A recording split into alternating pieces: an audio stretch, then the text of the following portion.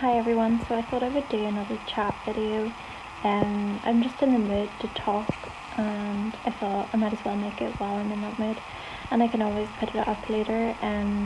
Yeah, so if you are watching this, I do actually change clothes, like it's just all on the same day. I have really productive days where I have lots of ideas and energy, and then other days where I'm just like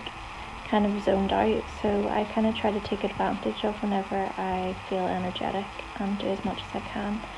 And I feel like it comes in bursts, so you kind of have to run with it whenever it happens. Um,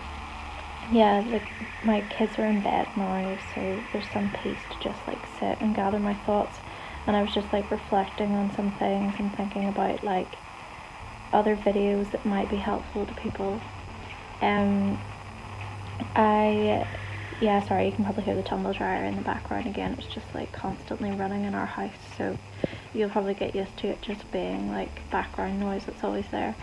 I wanted to talk about failure and how you can kind of redefine it,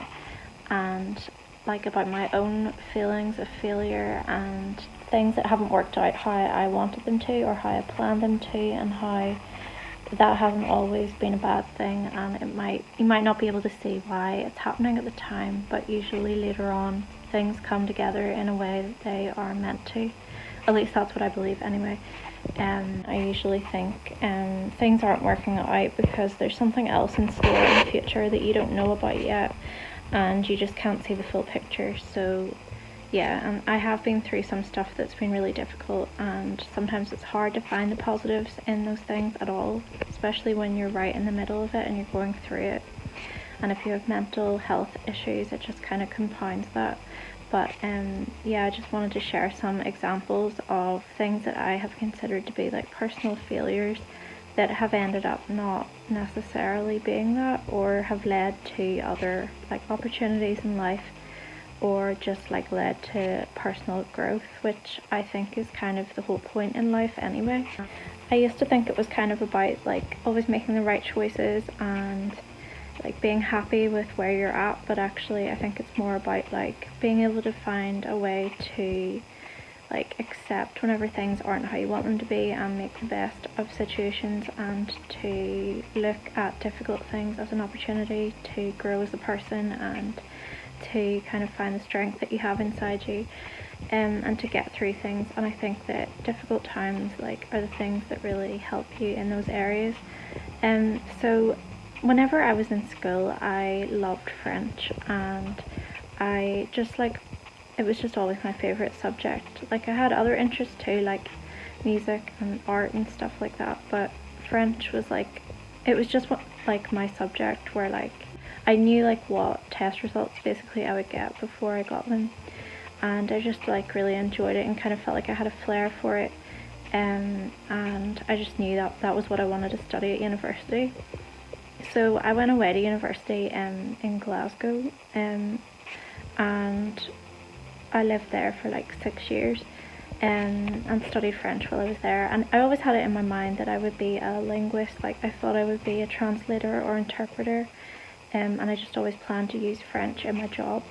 And yeah, like I never really deviated from that in my head. I just kind of assumed that it would naturally lead to that as a career. And I think that was how it was kind of portrayed to us in school. Like there was a lot of emphasis placed on like picking a career, like choosing a subject where you knew exactly what the outcome would be, and like knowing, like just basically knowing exactly what you wanted to be when you graduated. And I think there's a lot of pressure to put on teenagers, because it's just like it's a time where you're trying to figure out who you are and what your interests are and what you're good at, and life isn't that linear anyway. Like I just think that things are always changing, and even if you do end up in a particular job, like you might not be in it for very long and might move on to something else, or there's just natural kind of transitions that happen in life. And I don't like the way schools, at least like whenever I was there, made it so like set in stone what you had to do. So I ended up like I did study French, and I lived in France for a year, which was a great like opportunity, and I'll talk about it another time. I have a book that's kind of based on that called La Forge, and it's about like it's called or I've added the subtitle A Year in France because I was kind of worried people would think that it was in French because the title's French, but it's in English. And yeah, like all of that was amazing, and even now, like, I love French, but I didn't end up becoming what I thought I would be. After I finished uni, I ended up going on to study teaching, and I wanted to be like a French teacher in secondary school, but then I quickly realised that it wasn't for me, and I was having mental health issues and anxiety that were really bad at that time, and I just couldn't even like have contemplated getting up in front of a class or doing like, you know, when you're doing like teacher training and you get assessments and stuff and there's people like observing you. I didn't even know how I was going to get through that, so I ended up quite quickly dropping out of that, which felt like a huge failure because like it basically eliminated that as a career option. So then I ended up working in like a little deli for a while, which I absolutely loved, and it's still like I think was my favourite job. Like, well, as far as jobs go that are like outside the house and don't involve writing, I just loved being there, and I loved like the social side of it and the artistic side of it, and it was just really unique. Like, we got kind of the opportunity to decorate things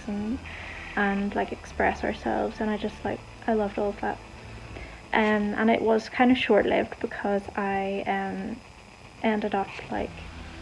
they didn't have any hours basically after Christmas. They have like a Christmas rush and then they don't need any staff until like the following like October, so that was kind of ruled out then in January when I went back after Christmas. And then I ended up in a job working in like a French job, which was like, it was in a call centre and it was doing like French phone calls and like emails and stuff to do with like car breakdown and things like that. But I don't feel like I was properly trained for the job, and I didn't actually really know what I was doing whenever I was like placed on that. And I have stories about like these kind of failed job experiences in my book, The Job Joke, which is kind of like a funny like memoir about all of my silly job or work experiences. And then after that I actually really did, even though I didn't know what I was doing with the French stuff, like in that job, I did enjoy being there because I loved the like crack there. Like, the people that worked there were just like so fun, and I made one really good friend that I still consider to be one of my best friends, even though I haven't seen her in such a long time now because we're just living in different places. And yeah, like after that I ended up getting sick, and I had like a kind of mental health crisis, and I literally like couldn't go back. Like, I remember one day I got on the subway to go to work like I usually would do, and I got off at like the next stop because I just couldn't face it. Like, my anxiety and my mental health were just so bad that I couldn't work. So I ended up having to leave that job, and actually like after that I ended up coming back home, which felt like a huge failure because like not only had I like given up all of the kind of job opportunities I'd had and the chance to use my degree and my life in Glasgow and all my friends, and I'd also started a new band when I was there because I used to play drums in a band, and I just felt like I had shut all of the doors to myself, like, and come back to Northern Ireland, to this like little village where my parents were living, and I didn't have any like social connections anymore or anything to really look forward to, and I was basically just like, I felt like a patient like in their house, and I just couldn't really go out, and my mental health was in a really bad state. And yeah, like I ended up like, my life just went in a completely different direction. Since that I did do some tuition with French for a short time after that, but I haven't used it apart from that. I still would listen to videos in French and stuff, and I still love the language, but I'm not using it for work. I ended up staying in Belfast and like moving into a house there, and I deferred I had been doing like, oh that, yeah, I forgot to mention that actually. I had been doing right after I left the bank job, which was the translation thing, I went into a translating and interpreting course at university to do like a master's in that, and I ended up having to drop out after 2 weeks because of my mental health again. So it was like I'd kept trying and trying and I couldn't stick at it. Or I don't know, I just kept, basically I felt like I was forced to come home even though I didn't want to. And it like everything just totally changed course, and I ended up like probably doing lots of other like things that weren't great choices at the time. Like I went to America when I still wasn't well, and I met my ex-husband there, and I got married really quickly, and then I had kids, and it all just was very fast. And I ended up like with going from like having this kind of like uni student life thing with my friends and stuff to like becoming a single mom eventually, and I can get into all that another time, but it's just a really long story. And just in my eyes that was a huge failure on my part, because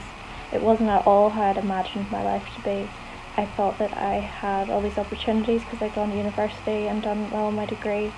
and moved away from home, and it felt like I'd just returned to the kind of small corner that I had been brought up in, and that I would never kind of amount to anything again. But actually, like, if I hadn't had my kids, first of all, I don't think that I would have really survived. Like, I think they're what helps my mental health and what keeps me stable, because I know they need me. But also, like, I would never have found writing if I hadn't ended up at home and if I hadn't had kids, because having kids, like, because everything was so intense, and I had 2 small kids that were a year apart, and I was on my own, and I was sort of stuck in the house all the time. Like every night I was just sort of sitting alone in the house, and that was what made me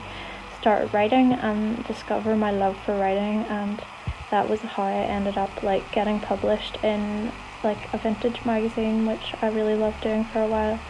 And I would just write like articles when the girls were asleep, and it just gave me like a creative outlet, and it just kind of grew from there. And I started like publishing my own books, and that was what allowed me to have the time to do it. Otherwise I probably never would have been like in enough to sit and write. Like I would have been running around Glasgow like socialising, like doing other things that were fun too, like probably playing in bands and stuff, but not, I wouldn't have discovered that kind of part of myself. So yeah, this video was basically like, I just wanted to say that like something that if I look back on it, I had so much shame around that, and coming home and giving up and dropping out and feeling like a failure, and like I'd kind of given into my mental health, and that had limited me in so many ways. But it ended up just sort of making me change course and go in a different direction. And if I had continued down that route, I don't know where it would have led to, but I wouldn't have done a lot of the things that I've now done here. And I loved living there, but I also love living here now, and I have made like so many new friends, and I just feel really settled here, and it's a really good place to raise kids because I feel like it's quite small, like everything is really close, like to each other. Like there's so much family stuff, it's just very family oriented here, and like you're near the sea, and there's so much nature around, and I just feel like it's a good place to live with kids, and it's kind of designed for that. So yeah, like basically, like just because things don't work out how you had planned or how you kind of wanted them to, it doesn't mean that you failed, and it's maybe just that you weren't meant to be doing what you thought you were meant to be doing in the first place, and like there might be better things for you, or there might be a reason why you need to be in a different place than you thought. So I actually feel like this topic is like, the more I'm talking about it, the more I'm realizing like how much depth I could go into with it, and that I have so many other examples of this and of my own struggles with feeling like I've failed. And yeah, basically I can go into like a lot more detail if you enjoy this video or find it helpful or want me to. So you can let me know in the comments, and thanks for watching. Bye.